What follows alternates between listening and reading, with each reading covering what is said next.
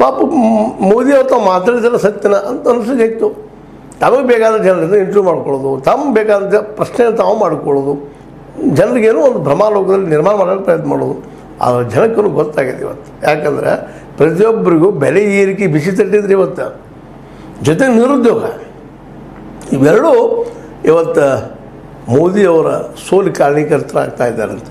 ಮತ್ತು ಇವರ ಉದ್ಯೋಗ ಸೃಷ್ಟಿ ಮಾಡಿದ್ದಾರೆ, ಇವರ ಪ್ರತಿಯೊಬ್ಬರ ಉದ್ಯೋಗ ಸಿಗುವಂಥ ವ್ಯವಸ್ಥೆ ಮಾಡಿದರೆ ಇವತ್ತು ಈ ಪರಿಸ್ಥಿತಿ ಬರ್ತಿರಲ್ಲ. ಹೋಗಲಿ, ಕಡೆಗೆ ಗ್ಯಾರಂಟಿ ಆದರೂ ಸಹಿತ ಈ ಕಾಂಗ್ರೆಸ್ಗಿಂತಲೂ ಕೇಜ್ರಿವಾಲ್ಗಿಂತ ಹೆಚ್ಚಿಕೊಳ್ಳಿಕ್ಕೆ ಸಾಧ್ಯ ಇದ್ದಾನೆ, ಅದನ್ನು ವಿಚಾರ ಮಾಡಲಿಲ್ಲ.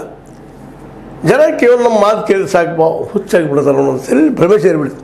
ಮನ್ ಕಿ ಬಾತ್ ಪ್ರತಿ ತಿಂಗಳು ಮಾತಾಡೋದು, ದಿನ ಮಾತಾಡೋದು ಎಷ್ಟು ಮಾತಾಡಿದಾರೆ ಅಂದರೆ ತಾವು ಏನು ಮಾತಾಡಿದ್ರು ಅವ್ರಿಗೆ ನೆನಪಿಸ್ತಾ ಇರಲಿಲ್ಲ. ತಮ್ಮ ಇರೋದು ತಾವು ಮಾತಾಡೋಂಥ ಪ್ರಸಂಗ ಬಂದುಬಿಡ್ತು. ಯಾವ ಒಂದು ಭ್ರಷ್ಟಾಚಾರ ಹಣ ಅಂತಂದ್ರೆ ಜನಕ್ಕೆ ಹಸ್ತಿದ್ರು. ಕೊನೆಗಿದ್ದು ನಮ್ಮ ಶಾರವರು ಜುಮ್ಲಾ ಹೈ, ತಾವು ಮಾತಾಡಿದ್ರು ಜುಮ್ಲಾ ಅಂದ್ಬಿಟ್ರು. ಅದು ಇವ್ರು ನಂಬ್ತಾರೆ ಹೆಂಗ್ರಿ ಜನ ಇವತ್ತು. ಅದಕ್ಕೆ ಜನ ಇವತ್ತು ಬೇಸತ್ತಿದ್ದಾರೆ, ದೂರ ಸರಿದ್ದಾರೆ. ಆದರೂ ಸಹಿತ ಸ್ಪಷ್ಟವಾಗಿ ಇವತ್ತು ಹೇಳಿಕೆ ಹಿಂದೆ ಮಾಡ್ತಾ ಇದ್ದಾರೆ. ಯಾಕಂದ್ರೆ ಅವರ ತೋಳಿದ ತಗ್ಗಿದು. ಯಾಕಂದ್ರೆ ನಿಜವಾಗಿಯೂ ರೈತರ ಹೋರಾಟದಲ್ಲೇ ಅಲ್ಲಿ ಏನು ನಡೀತು ದೆಹಲಿಯಲ್ಲಿ ಜಿಲ್ಲೆ ಸುತ್ತಮುತ್ತ ಸರಿಯಾಗಿ ಅದನ್ನು ವರದಿ ಮಾಡಿ ಅವ್ದು ಹೆಂಗಿತ್ತಪ್ಪ ಅಂತ ಪರಿಸ್ಥಿತಿ, ಇಡೀ ದೇಶದ ರೈತರೆಲ್ಲ ಇವರು ವಿರೋಧಿಗಳು ನಂಗೆ ಬಿಂಬಿಸಿಕೊಂಡು ಅವ್ರು ಇವನ್ ದೆಲ್ಲಿಗೆ ಬರ್ದಂಗೆ ಸಹಿತ ಮಾಡಿದ್ರು. ಹಿಂಗೆ ಪ್ರತಿಯೊಂದು ಕ್ಷೇತ್ರ. ಅದಕ್ಕೆ ಇವತ್ತು 272 ಮುಟ್ತಾರೆ ಈ ಕೊನೆ ಹಂತದಲ್ಲೇ. ಇನ್ನು ಕೊನೆದೊಂದು ಉಳಿದದ 57 ಸೀಟುಗಳಿದ್ದಾವೆ. ಬಂತು ಅದು ಜೂನ್ 1. ಅದಕ್ಕೆ ಈ ನೆಲೆಯಲ್ಲಿ ಇವತ್ತು ನಾವು ಈ ಗೋಧಿ ಮೀಡಿಯಾ ನಮ್ಮ ಮೋದಿಜಿಯವರ ದಾರಿ ತಪ್ಪಿಸ್ತಾ ಇದ್ವು ಅಂತ ದೊಡ್ಡ ಪ್ರಶ್ನೆ ಇವತ್ತು ಕೇಳಬೇಕಾಗ್ಯದ. ಯಾಕಂದ್ರೆ ಪತ್ರಿಕೆಯ ಧರ್ಮ ಏನಪ್ಪ ಅಂದ್ರೆ ನಾಯಕನನ್ನು ತಯಾರು ಮಾಡ್ತಾ ಇರೋದು ಒಂದು ತಪ್ಪುಗಳನ್ನು ಅವ್ರು ತೋರಿಸ್ಕೊಳ್ತಾ ಹೋಗುವಂಥದ್ದು, ಜೊತೆ ಜಾಗೃತಿ ಮಾಡುವಂಥದ್ದು. ಆ ಕೆಲಸ ಇಲ್ಲಿವರೆಗೆ ನಡೆದಿಲ್ಲ. ಇನ್ನು ಮುಂದೆ ನಡೆದರೂ ಏನು ಉಪಯೋಗ ಇಲ್ಲೇನೋ ಅನ್ನೋಂಗಾಗಿದೆ. ಯಾಕಂದ್ರೆ ಇವರು 57ರಲ್ಲಿ ಎಷ್ಟು ಗೆಲ್ಲಬಹುದು ಇವರು ಅನ್ನೋದು ಅಷ್ಟೇ ಮುಖ್ಯದ.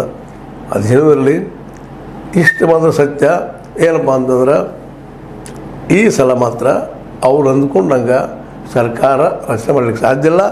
ಜೊತೆಗೆ ಸಂವಿಧಾನ ಬದಲು ಮಾಡ್ತಾನೋಷ್ಟ ಏನು ಮಾತಾಡ್ತಿದ್ರು ಆ ಮಾತುಗಳಿಗೆ ಕಡಿವಾಣ ಬಿದ್ದಂಗೆ ಆಗಿದೆ. ಸಪೋಸ್ ಏನಾದರೂ ಅವ್ರು ಗೌರ್ಮೆಂಟ್ ಮಾಡಿದರೂ ಸಹಿತ ಅತ್ಯಂತ ಅಲ್ಪ ಬಹುಮತದಿಂದ ಮಾಡೋದ್ರಿಂದಾಗೆ ಅಥವಾ ತ್ರಿಶಂಕು ಸ್ಥಿತಿನೂ ಬರ್ಬೋದು. ಯಾವುದೋ ಪಾರ್ಟಿ ಸಪೋರ್ಟ್ ತೊಗೊಂಡು ಮತ್ತೆ ಮಾಡಿ ಈಗಂತ ಅದ್ರಲ್ಲಿ ಮಾಹಿರಿದ್ದಾರೆ ಅವರು. ಇನ್ನೊಂದು ಪಕ್ಷನ ಮಾಡೋದು ಅಲ್ಲಿ ತೊಗೊಂಡು ಬರೋದು ಎಪಿಸೋಡ್ ತಮ್ಮ ಪಾರ್ಟಿನ ನಾವು ಬೆಸ್ಟ್ ಮಾಡ್ಕೊಳ್ಳುವಂಥದ್ದು ಅದು ಸಹಿತ ಭಾಳ ಕಷ್ಟ ಆಗ್ತದೆ. ಯಾಕಪ್ಪ ಅಂತಂದ್ರೆ ಇವತ್ತು ಈ ಒಂದು ಇಂಡಿಯಾ ಗಠಬಂಧನದಲ್ಲಿದ್ದಂಥ ಅಥವಾ ಇಂಡಿಯಾ ಸಂಘಟನೆಯಲ್ಲಿದ್ದಂಥ ಎಲ್ಲ ನಾಯಕರು ಇವರ ED, IT, CBI ಇವುಗಳ ದಾಳಿಗೆ ತತ್ತರಿಸಿ ಹೋಗಿದ್ದಾರೆ. ಮತ್ತು ಇವರು ಸರ್ಕಾರದಿಂದ ನಮ್ಗೆ ತ್ರಾಸು ಮಾಡ್ತಾರಪ್ಪ ಅಂತೇಳಿ ಇವ್ರ ಸಮೀಪ ಇವರು ಯಾರು ಬರೋ ಸಾಧ್ಯತೆಗಳಿಲ್ಲ.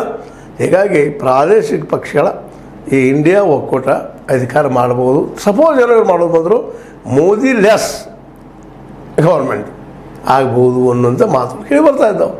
ಮೋದಿ ಲೆಸ್ ಅಂದ್ರೆ BJP ಇರ್ತದೆ ದೊಡ್ಡ ಪಕ್ಷಾಗೆ, ಅವ್ರು ಇಲ್ಲದಪ್ಪ ಅವ್ರಿಗಿಲ್ಲ ಪ್ರಧಾನ ಆಗಿಲ್ಲ, ಬೇರೆದವ್ರು ಯಾರು ಆಗ್ತಾರೆ ನೋಡ್ರಿ ಅಂದಾಗ ನಿತಿನ್ ಗಡ್ಕರಿ ಅಥವಾ ರಾಜನಾಥ್ ಸಿಂಗ್ ಅಥವಾ ಮತ್ತಾರು ಅಥವಾ ನಮ್ಮ ಮೋದಿಯವರು ಅತ್ಯಂತ ಪ್ರಿಯರಾದಂಥ ಶಾರೂರ್ ಆಗ್ಬೋದು. ಮೋಸ್ಟ್ ಪ್ರಾಬಲಿ ಇಂಡಿಯಾ ಗಟ್ಟು ಬಂದ ಜನ ಶಾ ಮತ್ತು ಮೋದಿ ಇಬ್ಬರೂ ಒಪ್ಪಿಕೊಳ್ಳೋ ಸಾಧ್ಯತೆ ಭಾಳ ಕಷ್ಟ ಅದಾವ, ಭಾಳ ಕಡಿಮೆ ಅದಾವ ಅಂಥೇಳಿ ಇವತ್ತು ಅನ್ನಿಸ್ಲಿಕ್ಕತ್ತವ. ನಿಮಗೇನು ಅನ್ನಿಸ್ತದ?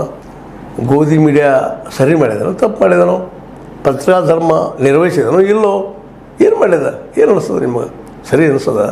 ಸರಿ ಅನ್ರಿ, ತಪ್ಪು ಅನ್ರಿ, ಒಟ್ಟು ಏನಾದರೂ ಅನ್ರಿ, ಮಾತಾಡಿ ಹೋಗ್ತಿರ್ರಿ.